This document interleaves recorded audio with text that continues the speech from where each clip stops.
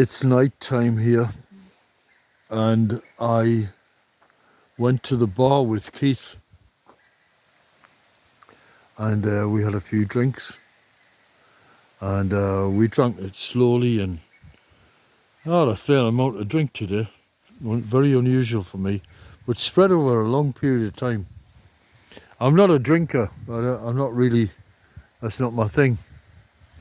But I like a beer here in Portugal. It's so hot at times.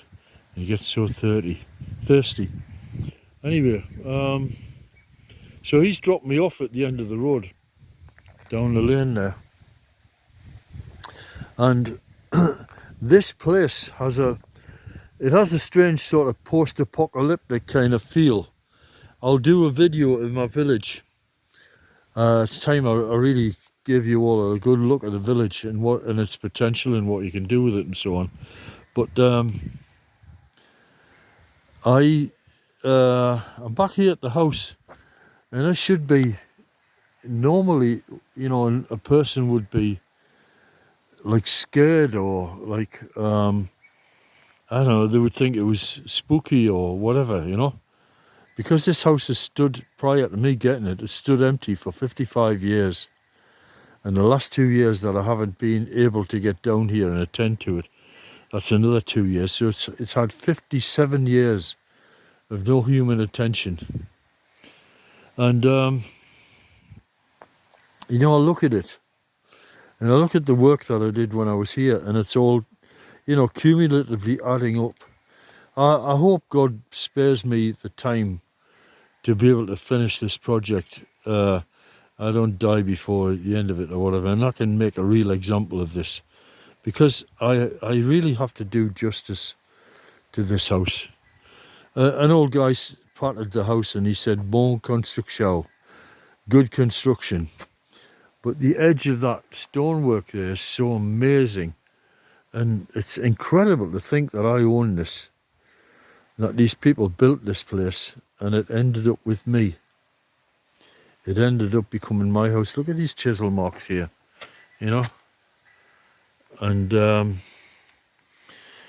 providence, things are provided. We are we're provided by, with such bounty from God. My friend Keith doesn't believe in God at all, and it's, with me, it's just kind of multiplying up, where we have to talk about a different subject. He's beginning to crumble a bit. He's starting to say words in Portuguese. She's coming around to the idea of speaking Portuguese, because I'll say something and he'll copy it, and then I'll say another thing, and slowly I'll break into that mentality, because he's a really nice guy, and I want him to go to heaven, but it's not kind of like, oh, he's damned to hell. It's not that attitude. It's not that attitude at all. It's kind of about, I want him to open up to it and avail himself of what is on offer,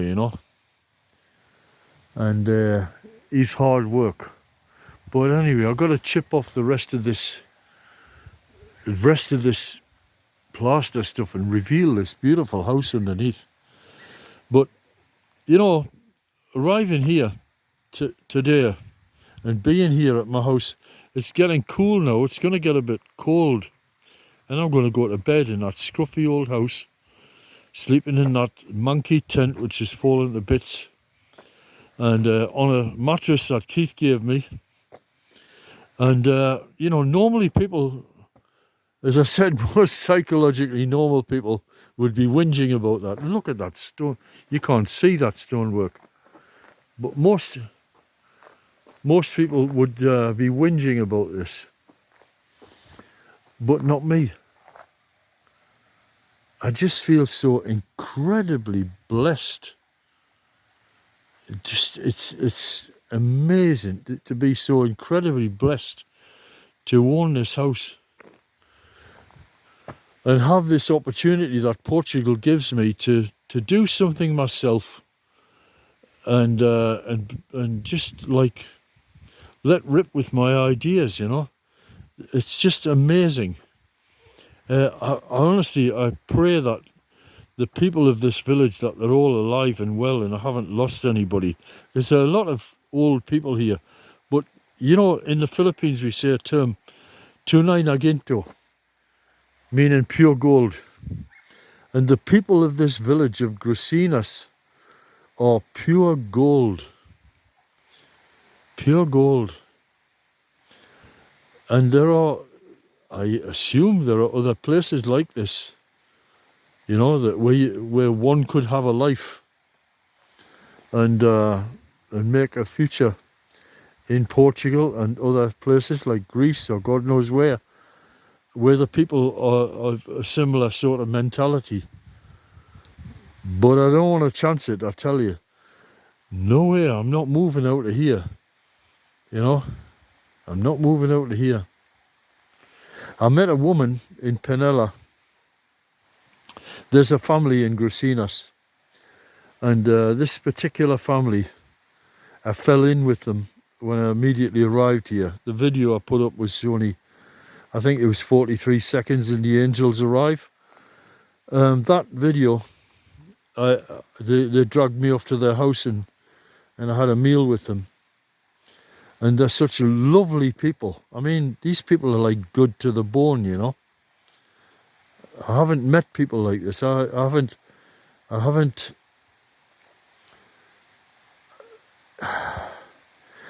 seen so much of this level of kindness. It's just something else, you know, here in Portugal.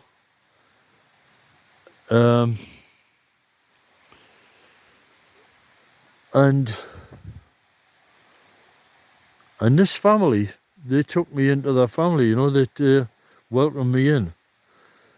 And so I'm now friends with these wonderful people. But as I say, I saw this woman and she in Penella, in the Penella Centre, and she saw my face and she was so delighted to see me. So delighted to see me in the supermarket. And, you know, I looked into her eyes and it's like you've come home. You know, and they're pleased to see that you've come home. You've come home. You're at home. And